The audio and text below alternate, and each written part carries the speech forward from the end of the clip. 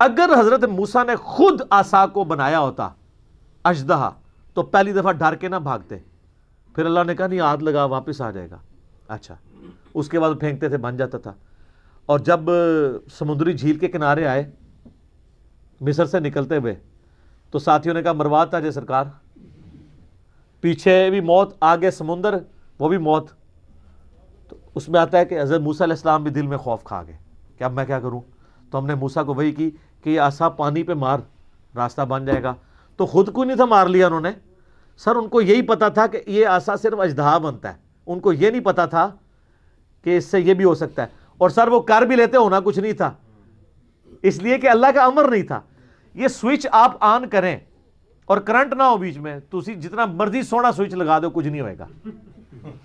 Current divine spark تو اللہ کا ہے نا، موسیٰ علیہ السلام چاہے جتنی بار مرضی سوٹا مار دے رستہ نہیں سی بننا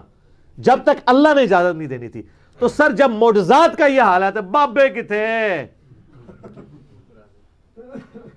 تو سر اے کھنگ کے ایک بار کھنگ کے کہو کہ مرنے سے پہلے اے مسلمان کر لے اس پہ غور، کتابوں کا خدا اور ہے بابوں کا خدا اور جب غور کر لے تو ایک دفعہ جھوم کے کہنا ہے نہ میں وہابی نہ میں بابی، میں ہوں مسلم علم کتاب۔ ٹھیک ہو گیا جی، جزاکم اللہ۔